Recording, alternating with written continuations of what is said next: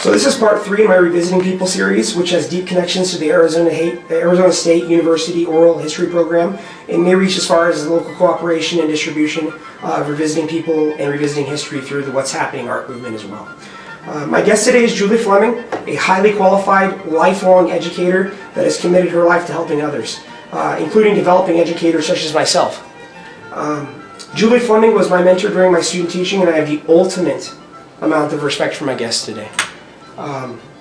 To start with, I'd like to start with some of your personal history, and I know as a historian yourself, you have a fairly comprehensive understanding of your own past. Now, most people lose this very, very shortly after arriving in America, or it erodes after arriving in America. Can you expand on some of what you know about your family coming to America? Yeah, I come from pioneer heritage. Both sides of my family came to America on ships, of course, and then on my mother's side, they when they arrived in America, they got onto the Mormon Trail. Okay. And went by handcart. Oh my! From from New York to Nauvoo, and then over to Salt Lake City. So they took that trek as Mormon pioneers. Wow. My grandmother's mother was a baby on that trek. Okay. And her father, they had gone out one evening looking for food for the evening, hunting, and he never came back. Oh no. And they really don't know what happened to him. One of them came back early, the other gentleman came back early, and they never did find him. Oh wow. And so my grandmother's grandmother, or my grandmother's mother, came, like I said, as a baby, but her mother came without her husband. Wow. Over to the Salt Lake City area. That's and so that is my heritage on my mom's side. Okay, and do you know about what year, generally speaking, or average, somewhere around? That would have been probably about 1847. Wow. Is when they made the trek. 1847 to about 1857 is when that trek came. Wow, that's amazing to know. Yeah. Wow. So do we have any guesses of what may have happened to the gentleman? They think that the Indians came and probably wanted his horse and his guns, because they never did find that. Of course. Nor the body. So. That's unfortunate. I know in Skull Valley, there's lots of evidence of tribal warfare, as well as warfare once settlers started to come through and try and integrate into the society. Yes. So wow, Mormon Trail, and then did you have more to expand on as far as the other side, or? Let's see. I know that my father's side, they did come from the Wales area. Wales, so yeah. You're Welsh. And they're Welsh. Okay, so am I. I am Welsh, really. Yes. And so they came and they settled in Pennsylvania. Welsh, Pennsylvania, Dutch Pennsylvania. Yeah, and they lived there until my grandfather, as I've told you, came over with his wife. Wow. Because of, she had, what was the name of it, where they sent him over. Shoot, it'll come to me in a second. They sent him over because of her health. Tuberculosis. Tuberculosis, okay. Yeah. Yes, because the dry desert. Dry desert, yeah. And so that's how we came to be in Arizona. So my father is a native, a native Arizonan, because his father came over here, and my mother is also.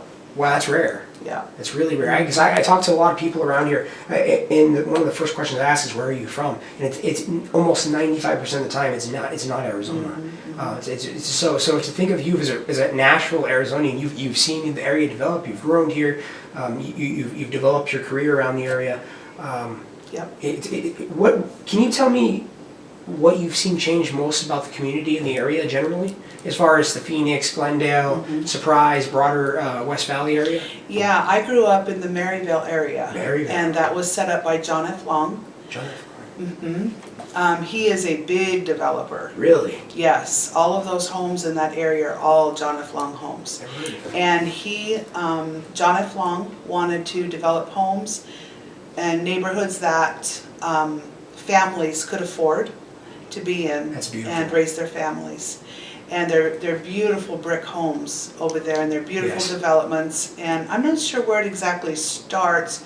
I'm gonna say probably around the 43rd Avenue area, probably from around Thomas to up to Bethany Home or somewhere around there. But I grew up there, and in beautiful schools, beautiful high schools. In fact, the school I went to was called John F. Long because of that. Named after him, wow. Yeah, named after him. My parents bought the home in 1958. Oh, wow. They had three little kids, and lived there until 2004. Wow. My father died in 1992, but my mom continued to live there until we moved out here in 2004. A strong woman. Yes. Wow. So, so they raised their family there, and many families were raised out there, and good communities, good churches, good people were out there. It's changed a lot over time as the families have grown up. Yes. And the people, sold their homes, and probably either because the parents had died and so the homes were sold off, or people moving out of that metropolitan area. Of course, I'm trying to get to the suburbs. Yeah, trying to get out. Unfortunately, Maryville is it really could use some facelifting today. Yeah. I'd really respect if the city of is it Phoenix? Phoenix. I wish the city of Phoenix would do something. Please do something. But please help Maryvale, please. But we grew up. I just have to say this as on a history basis. Yes. Just some Legend City was a wonderful place where we would go. It was actually a little amusement park. Legend City. And you'll read about it in Arizona. It was a big place for us in the 60s, probably into the 70s would go. Everybody knew Encanto Park was huge that everybody would go to. They had ducks, they had little paddle boats, they had shuffleboard, and it was where the community would come together. Okay. And I remember going over there, and they would have little carnivals and different things and people would go, and it was neat. Encanto Park, and I think Encanto Park kind of went down, but they improved it now to bring it back. They used to have a big band shell. Yes, really? And the bands would play, and the big thing is Wallace and Ladmo. Wallace and Ladmo, they're big here. Okay. They were two men. It was a children's show. You could go, and they gave Ladmo bags. They showed cartoons, and they would go to Encanto Park, and they would play, or they would give shows at this this big shell. Pat McMahon was huge on that show. He's the only one, well, not the only one still alive, but he played a lot of the different characters, and he is a true Arizona. Really. Not historian, but he's been around Arizona for a long time. Oh, you historiography. You could say Pat McMahon and Barry Goldwater almost. Wow. Two different things. That's significant. I'm gonna dive deep into these things because I try and keep it what I'm doing is like a living history where I can produce history off of history. So, for instance, I had an interview with my grandfather a couple of months back, and within that interview, what I had done is I actually had pulled primary sources from his time in high school. I pulled primary sources from his time at a factory. He called it, at one point I think he called it he had the wrong name, and I looked it up, and I found the actual factory, got photos of it, and brought it up for my next interview with my grandmother. So I really try and I do my research on it, and I watch them over and over and kind of try and break down what we're seeing here. and you were giving me some mind-blowing information. About a year ago, I turned on Channel 8, and there was a history of Phoenix over the 100 or 150 years. And so I watched it, and all of that was on there. Wallace and Ladwell, Legend City, The Shell, cruising Central Avenue, you know, when I was a teen. That was the big place to go. You would go to Central Avenue and you'd go up one side and turn around and come back, and the boys would sit in their cars, you know, and wave, and there was a McDonald's there, and oh wow, and it was safe. Yeah. And it was you know, it was the thing to do, cruise Central Avenue. That's really awesome. So what was your childhood like, and what pushed you towards the lifestyle of an educator? My father was a school teacher. School teacher. And he attended ASU and graduated. Cool. And then he moved up to Snowflake for a couple of years to get a job, and then he moved back to Phoenix. He taught at Carl Hayden High School. Okay. And it's still around, Carl Hayden. Yeah. And his life, I enjoyed his lifestyle. As a child, I didn't know any different. Of course. But he was always home on weekends, because, you know, you don't work on weekends. During the summer, he was a business teacher. Okay. And he would teach what they don't have anymore: business machines, typing, shorthand. That's all what my of grandfather that. taught. He taught that exact same stuff. Really? Yes. Yeah, where at? Maybe San Juan County in New San Mexico. Juan. Yeah. So that's really interesting. Yeah. Wow. In the summertime, he was employed by the school or the district to clean all of the typewriters and the machines and everything. So he worked probably about 4 weeks in the summer, 5 weeks maybe cleaning. And then he would have 2 or 3 weeks off, and we would go camping. Oh wow. And so that was, we always knew that's what we were gonna do. You know, we all went to school, and Dad was always off for all the holidays and the weekends, and then we had a little bit of summer, and then we'd go camping. That's so awesome. So when I was thinking of careers, in fact I didn't get into my career until later on. But that was one that I always had in the back of my mind because of that. Because your father. Because that's what my father did, and he lived a good life and raised a good family, and that was just kind of always in the back of my mind to get into education, although I didn't do it for a few years. Of course. So, what's something that you've really taken away from education that you feel has changed you in a positive way? I know it's a really, really deep one. You mean from being a teacher? Yeah. Like, so what about you has come out as in a positive way from just being with the students, you think? Because I can kind of feel a change a little bit sometimes, where I'm one person, but then with the students, they make me become almost a better individual. I think when you're with children or young adults or something all day long, it causes you to reflect on your own life and your own behavior and what kind of influence am I being.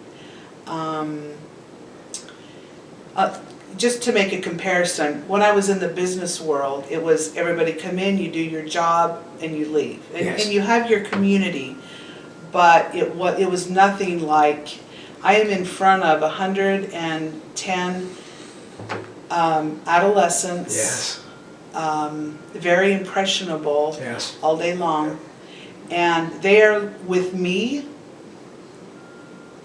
longer than they're with their parents. Correct. In the way that, you know, when they sleep, because they're at school for 8 hours a day. They're not in front of their parents 8 hours a day. They get up, have a quick breakfast, they're with me or any teacher most of the day. They go home, they have dinner.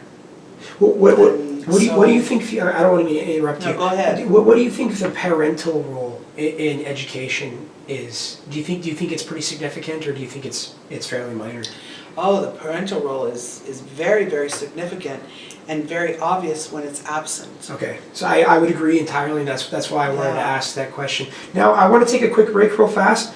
We will return in a minute. Revisiting People will continue after this brief break.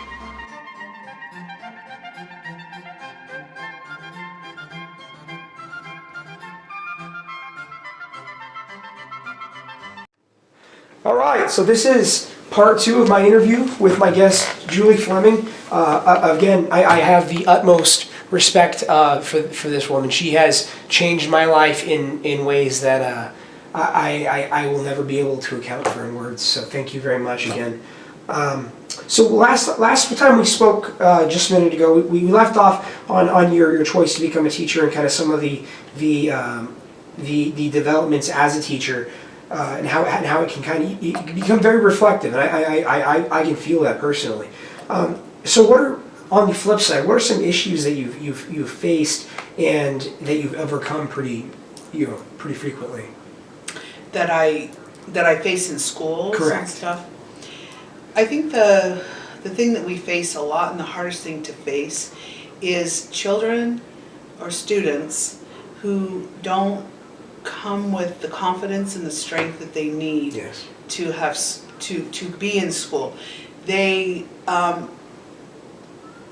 children tend to get labeled by either their parents, and then they label themselves, or maybe even teachers label them from a very young age, and they keep that with them. Unfortunately. And so if they think they're dumb, that they don't know how to learn, I don't know how to read, I don't know how to get this, it is very difficult by middle school, which is what I teach, to change that mindset. Yes. And that's the hardest thing that you deal with, really, is mindset of kids. I love that growth mindset type of direction, and the fact is that I myself have a lot of students who, unfortunately, they frequently will say things like, I'm dumb, I'm not smart, I can't do this, not that can I have help?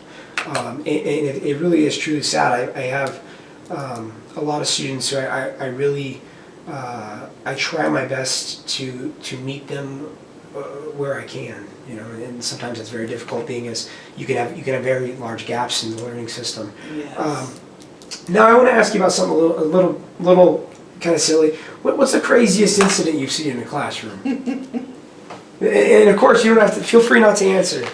Oh boy. Or tone it down if you want. We see a lot of crazy things. Over my career, I've had a lot of fun with the kids. Yes. And that's important. Oh, it's very for them important. to see you on that, Yeah. and have some really fun things. I think I have to go back to that lizard and throwing up in my classroom. No. Would you like to share that? I don't know if I should share it or not, but that was crazy. Yes, that was yes, crazy. The lizard and yes, okay. I could tell about, let's see. Oh boy, we have so much. I could Days, right? The cricket with the pin through its neck crawling across the floor. Did I tell you that one? I have not heard that one. Would you like to share that? I share I share a door with the science teacher. Yes. And so the kids, they would pin during their bug project. Of course. They would catch the bugs, they would put them in the freezer to kill them. Okay. And then they would pin them. And so if you freeze them, then they look really nice. Yes. And they don't dry out and crack and all of that. So one morning, the teacher was screaming and said, Julie, come in here, come in here. So I went in there, and there was that really big grasshopper, the really big ones? The big swole ones, yeah. He was crawling across the carpet, and he had a pin in his neck. And what had happened, apparently, is he had been frozen, but then he thawed out. Oh my! And pushed himself off of the board and probably hopped onto the carpet. Talk about a perseverance. Wow. Anyway, that doesn't have anything to do with the kids, but it was that's crazy. funny. That's crazy. That really is. That's a crazy incident. That's amazing. I'm glad you shared that. That is poor cricket man. He's like, not today. Wow. Yeah, I'm not on this board. This is so amazing. The kids are a lot of fun. No, I love them. I try to, I don't want to sound weird, but I tell my students all the time, I love you guys, I do. In spending that much time with these guys and really trying to help them become proper adults it's an intrinsic thing that I think it really is hard to measure on one hand, the love and care for these kids, and then leaving it at the door. So One thing that you have to remember is they're 13, of course, 12, Yeah. 13, 14. Yep. We expect them to make mistakes. Oh yeah, by all We means. expect them By all to means. to do stupid stuff. Of course. And if you don't break them down, Yes. if you can build them up, Yes. then they'll be okay. Yes. Because we Okay. know it's going to happen. Yeah. But if you break them down and down and down, then they're, then they'll be It's sad. a bad You situation. just kind of have to laugh it off sometimes, talk it through with them, course. and what could we do different? Yeah, this year I've been trying to play a little bit of the jokester a little bit. Yeah. Kind of let them know that I'm that I don't really let them know where I'm at. So it kind of keeps them on their toes. They're not really quite sure who Mr. Truffler is or where he is. So like one moment I'll be smiling and joking and dancing, and then I'll be yelling. So Yeah. they're not really sure, which kind of keeps them on their toes. Of course I'm still developing my educational pedagogy and Yeah. working very closely with my clinical advisor who is Chris Willis, very great woman also. I don't know if you've met her. She's a academic I guess coach. I haven't. Yeah, she's out in Buckeye, so she's spent her Okay. time between Inca and Bales, Oh. so it probably wouldn't cross Yeah. over. But she's a very good woman. She's helped me kind of implement some policies that have really been provided structure for the classroom. That's what we needed in my classroom, because coming in it was hard bringing the structure. I had a hard time enforcing the structure that we had implemented starting into my year. So. Which was my fault, because I didn't start out hard, Okay. which I should have. So now I want to switch a little bit more to something I've been dealing with massively in the classroom, and I can almost predict that this is going to be something that you're going to have something to comment on, and that's technology in the classroom. Yeah. What is your opinion? Because I think the rollout has been far too quick and far too it's uncontrollable. Yeah. We went 1-to-1. You're still 1-to-1? Yeah, we are Okay. still, So we're we're still 1-to-1 1-to-1 as well. on Chromebooks. I have very mixed feelings about technology in the classroom, two sides of it. I mean, in two different ways. Yes. Number one, technology with education. I don't think the teacher will never be replaced in the classroom, no matter how much good programs that you have. I feel very sad that the kids now only have their readings online, their science is online, their social studies is online this year. Yeah, you're talking about Discovery Ed? Discovery Ed. I can't And stand it. they just kind of threw it at us Yeah. and said, you need to use this. Yeah. And I am struggling a lot this year, because all it is reading and kind of like graphic organizers. Correct. And Exactly, yes. Yes. and yet I don't have anything for them to read, Yes. so they do have to go to Discovery Ed to read.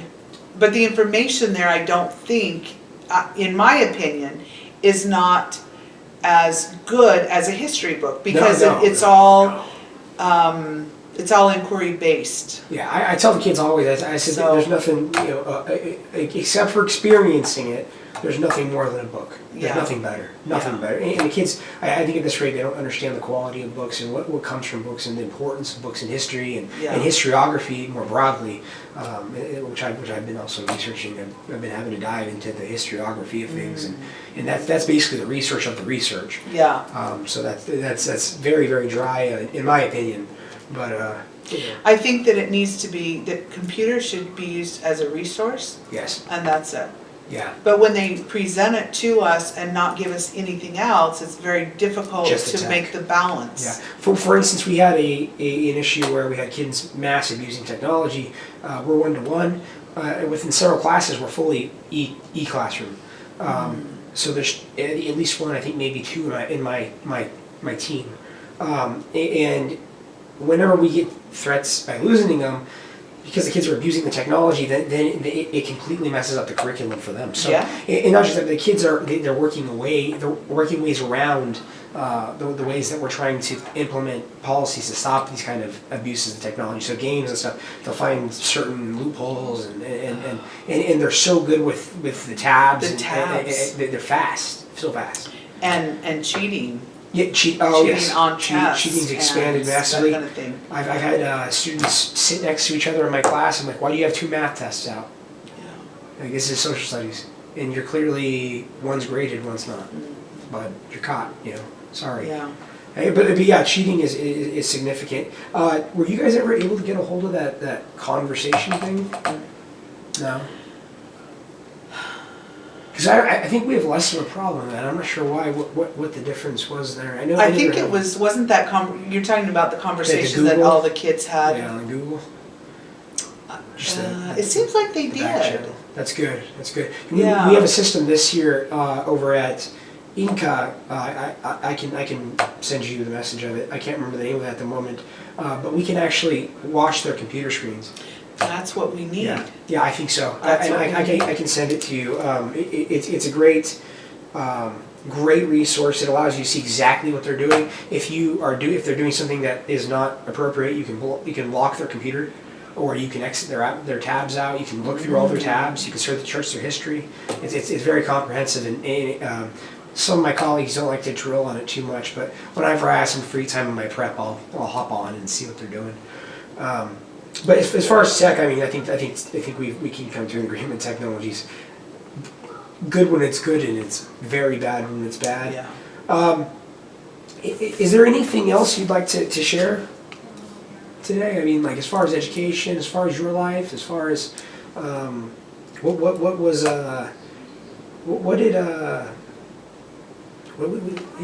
at all? I'm trying to think of, maybe I could just share a quick experience of my experience with ASU. Oh, yeah. And the PDF program. Of course.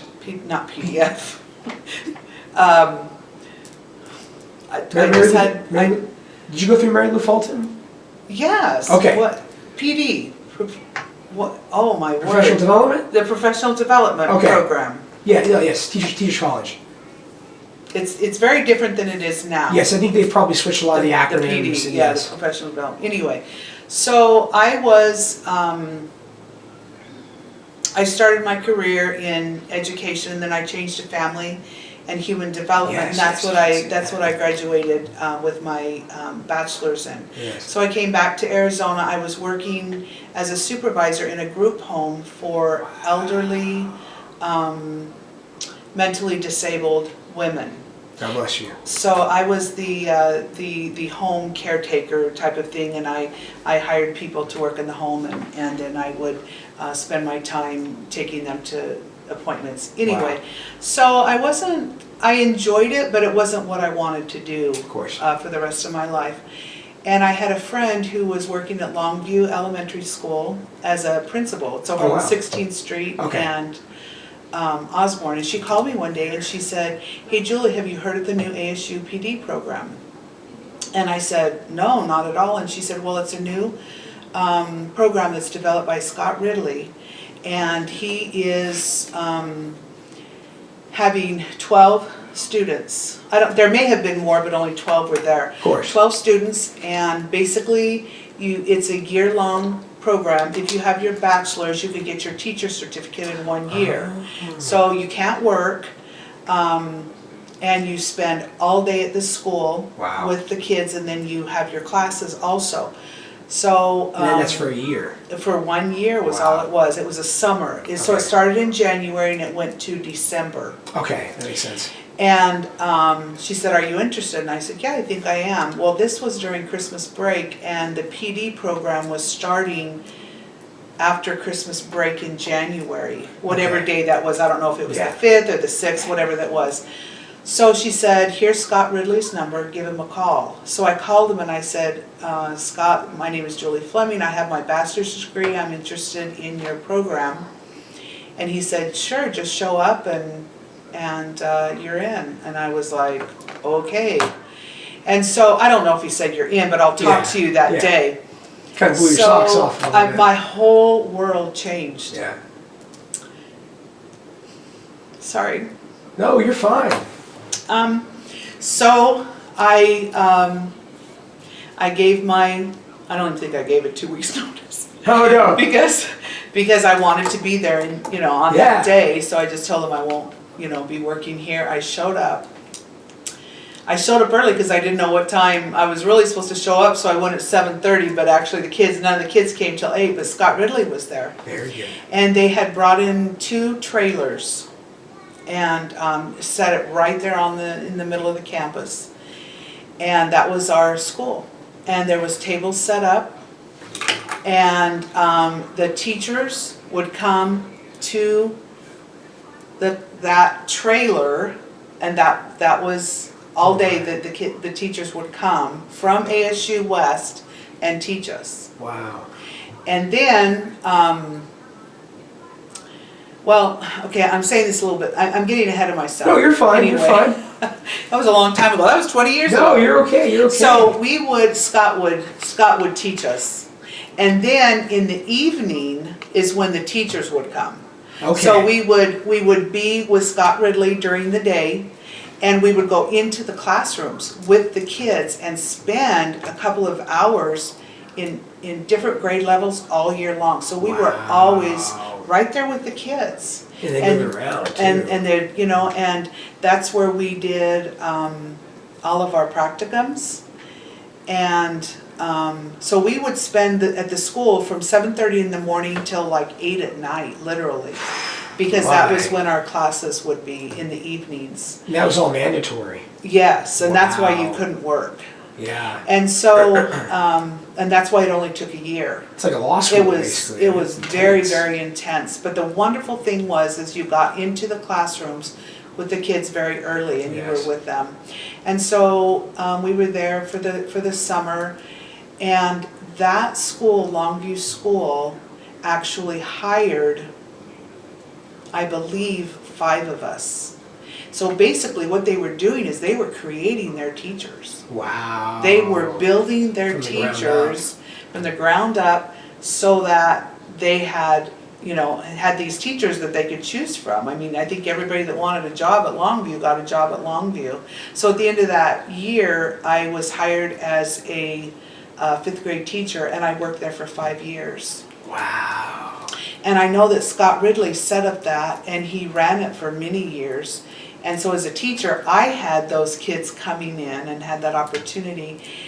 And he was there for many, many years. And then I know he went back to Texas A&M, and he was over their education department, and it's really big. And I kind of kept up with him every once in a while. I'd send him an email, and he'd say, how you doing, and all of that. And then just in probably August or September recently, I just pulled it up because I thought I'd say hi to him for the new school year.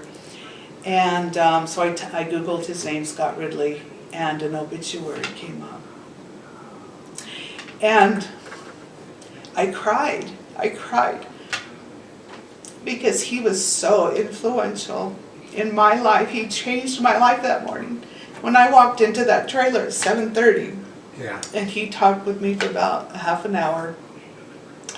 And he was one of the great men in my life that changed my life and taught me about education. Wow. I think you mentioning that is extremely important, because I think not just you, of course, you've changed my life in that way. And I in words, I'll never be able to explain how much you've done for me. And not just that, but now I think I need to dedicate this episode to Scott Ridley, particularly because of his influence on me as well. Because through you, he's inspired generations of children. He has. Yes. He taught a lot of teachers. So I want to do some more research on him, and I want to. Oh, he's a wonderful man. Sounds like it. Wonderful man. So I want to go ahead and close this up and thank just Miss Fleming, Julie Fleming, and thank also Scott Ridley for providing a ground up start from education, building highly qualified teachers to really help our students. And that's really what we're, as educators, that's all we want. We want good education for our students, a successful future, and to make the right decisions. So thank you so much, Julie. Thank you. You are truly one of my heroes in life. Thank you. Thank you so much. Thank you.